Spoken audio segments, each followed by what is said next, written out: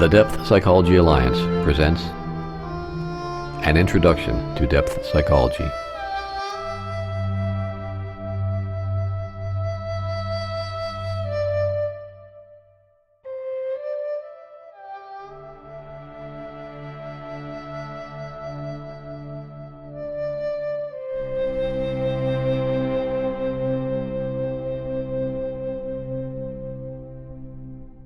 What exactly is depth psychology?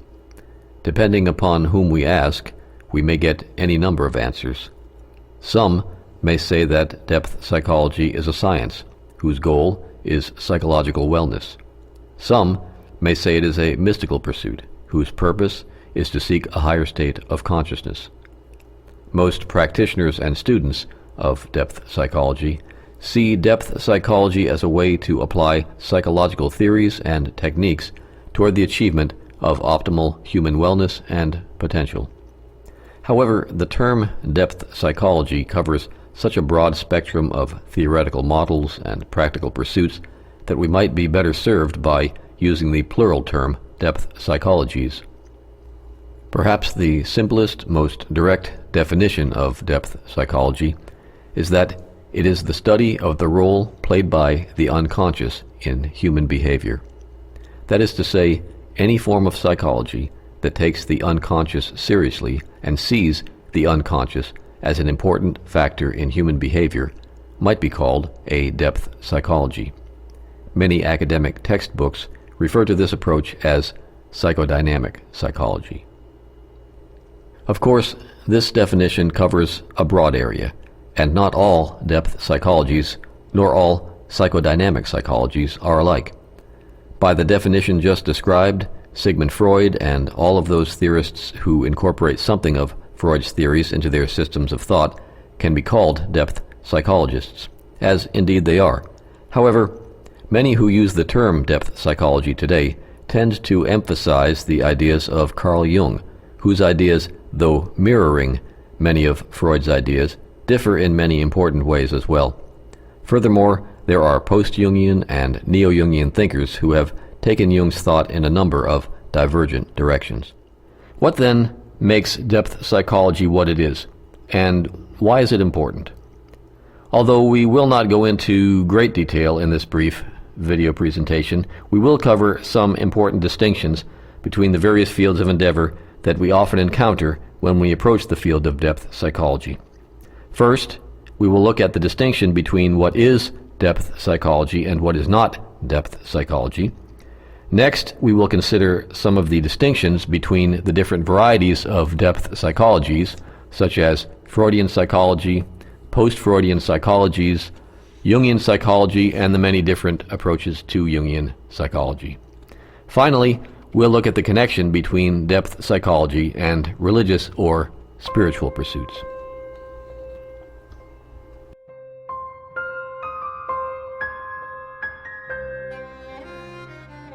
So, what is depth psychology and what is not depth psychology?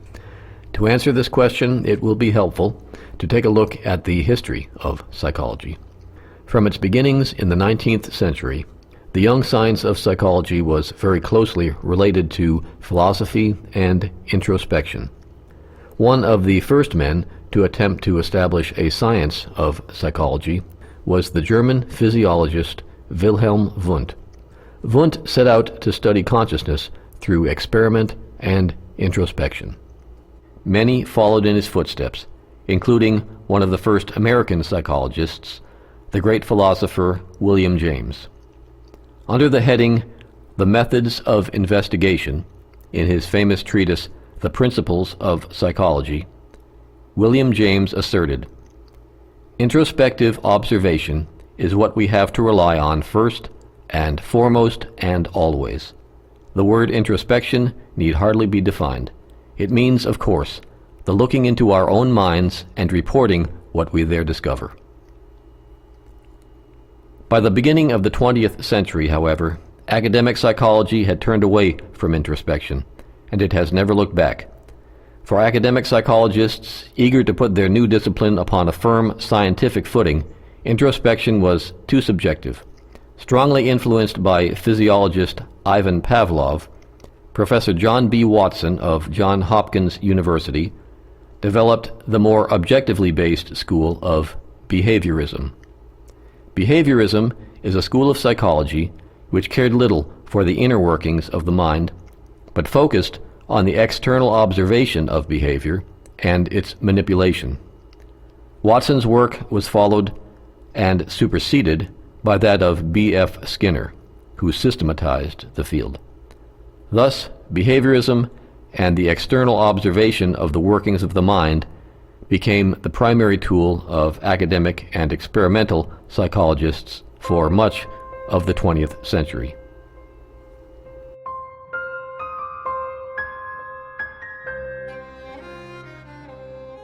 We can see that behaviorism and much of the experimental academic psychology which followed in its wake are essentially not depth psychology.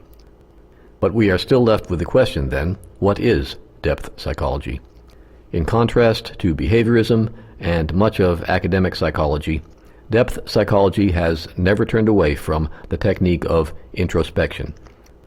Indeed, with the advent of Sigmund Freud's theories of dynamic psychological processes and the publication of his seminal work, The Interpretation of Dreams, in 1900, one of the first major schools of psychodynamic psychology, psychoanalysis, was born.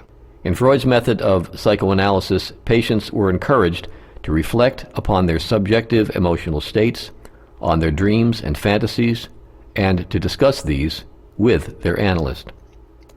Freud's techniques proved helpful in many cases, and he provoked a great deal of attention in his home of Vienna, Austria, and the surrounding countries of Europe. Freud's early circle of colleagues and students included many who would go on to establish their own approaches to psychodynamic psychology. These included Alfred Adler, Otto Rank, and Swiss psychiatrist Carl Jung. Freud's legacy was expanded upon by other influential psychologists who eventually developed a number of related approaches to psychology and psychotherapy, including ego psychology, object relations, self-psychology, humanistic psychology, person-centered psychology, attachment theory, and other approaches. Each of these movements is important in its own right, and since each gives some importance to the role of the unconscious in human behavior, each falls under the umbrella term of depth psychology. Carl Jung, however, took depth psychology to a very different, and many would say, a deeper place.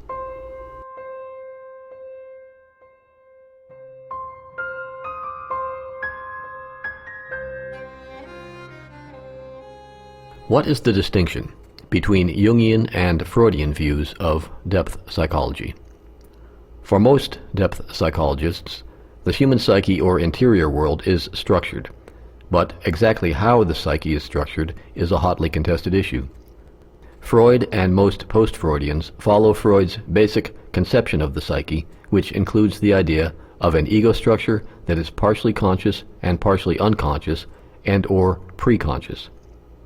For Freudians, this unconscious area primarily contains repressed memories and feelings that were at one time conscious but were either actively repressed or simply sank into the unconscious due to inattention. Below this Freudian unconscious lies what Freud called the id. The Freudian id contains all human instinctual drives and primary motivators, especially the drives for survival and sex. In addition to the ego, the unconscious, and the id, the fourth main constituent of the Freudian psyche is the superego. This superego is largely an unconscious moral barometer, which is constantly at war with and actively attempting to repress the insatiable drives of the id, which, in turn, are dominated by the pleasure principle. While the Jungian psyche resembles the Freudian psyche in many ways, for Jung, the area that Freud called the id is seen as being far more highly structured than Freud had supposed. Jung's primary contribution here has been the hypothesis of the collective unconscious and its constituents, the archetypes. For Jung, this collective unconscious takes the place of Freud's id. In addition to Freud's survival drives, Jung observed another drive, or as he first called it, a transcendent function, which seeks to reconcile conflicts in the psyche and resolve them through what Jung called an individuation process. For Jung, this process represents an ongoing dialogue between the ego and deep layers of the unconscious. This dialogue serves to reconcile splits in the psyche that began in human prehistory and have been severely exacerbated by modernity. Like the behaviorists and academic psychologists who reject much of the psychodynamic approach, Jung also sought to put his psychology on a solid scientific footing. Although Jung used introspective methods, as well as religious narratives, mythology, fairy tales, and other cultural artifacts to trace and support his clinical observations, he also used scientific methods and saw the collective unconscious as a scientifically observable fact. He saw the manifestation of the collective unconscious in the fantasies of his early psychiatric patients. As one author has described Jung's conclusions, psychotic imagery is a rigidified self-portrait of innate, biologically foundational brain processes. They are, on this genetic basis, universal and do not arise from the idiosyncratic conflicts of the individual mind. This observation is well supported by modern research, although only the most forward-thinking researchers have recognized the implications of Jung's theory of archetypes for the growing field of evolutionary psychology.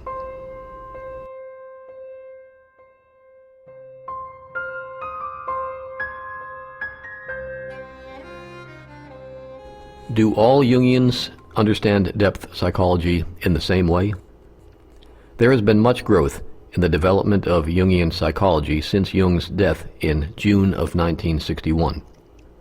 Just as post-Freudians built upon, but often veered away from, many of Freud's original ideas, so do post-Jungians build upon Jung's ideas while not always precisely reflecting Jung's original concepts. Exactly how to describe and categorize the different branches of post-Jungian thought can be a tricky business. In recent years, however, many Jungians have begun to settle upon three main schools of post-Jungian thought. These are often described as classical Jungians, developmental or clinical Jungians, and James Hillman's school of archetypal psychology. As the name suggests, classical Jungians tend to stay very close to Jung's original ideas, without straying far from the central concepts that Jung introduced during his lifetime. Developmental Jungians, on the other hand, sometimes referred to as the London School or as clinical Jungians, have absorbed and learned much from the many post-Freudian schools of psychotherapy.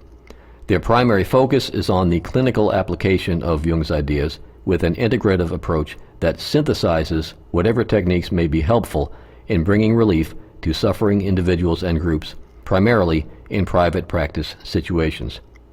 This often includes integrating ideas from object relations, Heinz Kohut's self-psychology, the work of D.W. Winnicott, and many others, with Jungian techniques.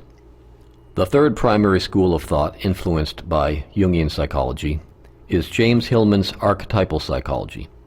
Archetypal psychology tends to downplay the idea of a structured psyche in favor of an ongoing, deconstructive technique of interpreting image and symbol. This technique has been seen as being closely related to literary criticism. Hillman sees the psyche as being at base poetic and providing an image-generating function which feeds the ego a stream of symbolic imagery. Hillman's work moves Jung's ideas into the realm of the humanities and away from scientific positivism. An underlying concept in archetypal psychology is that even the idea that one can construct a permanent, structured psychology is an illusion. Since all that we see and experience is a projection of psyche, there is little to gain from clinging to structure. Instead, we will benefit from an ongoing interpretive process that will help to undermine the tendency of the ego to become inflated with self-importance. A hallmark of archetypal psychology is to emphasize engagement with soul and to downplay the ability of the ego to know the world in any concrete way. Of course, there are no clear boundaries between these schools of thought, and many of them overlap. Most modern depth psychologists employ an integrative approach to psychotherapy and will apply any technique that they feel may be appropriate in a given situation.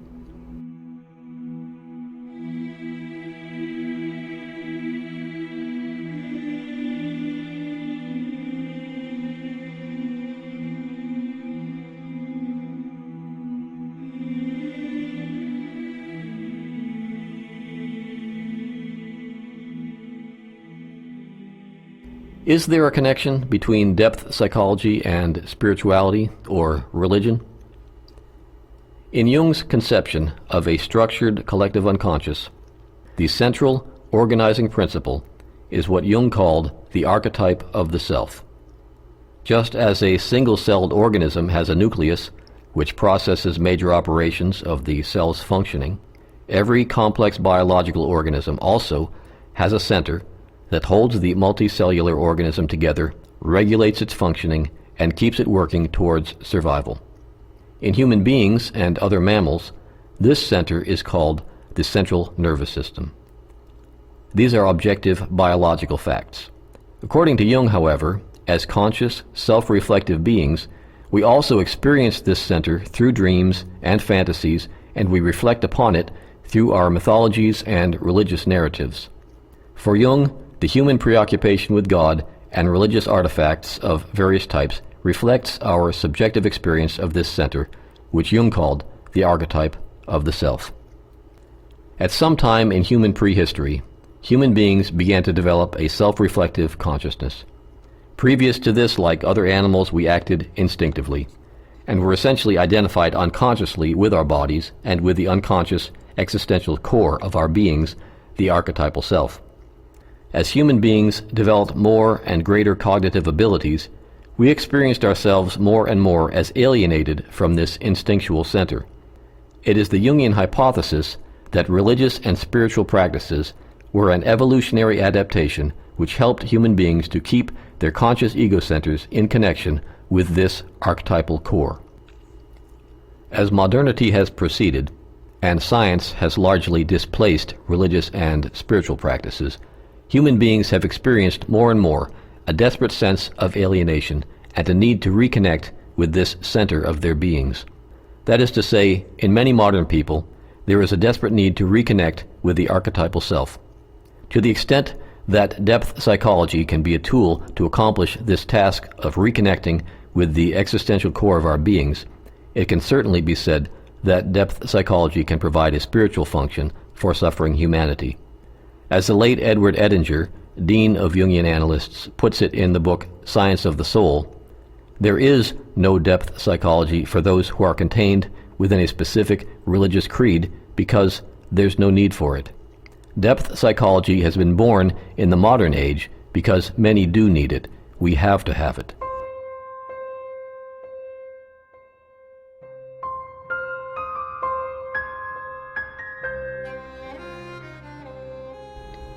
What has been described up to this point is based upon empirical observations and may sound reductionistic in many ways.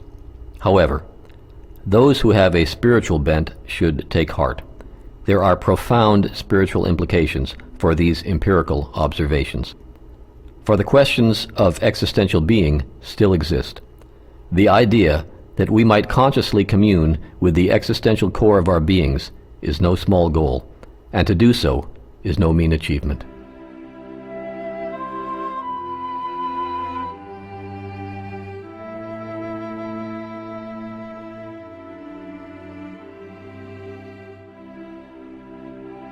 There is much more to depth psychology than has been presented in this brief video introduction.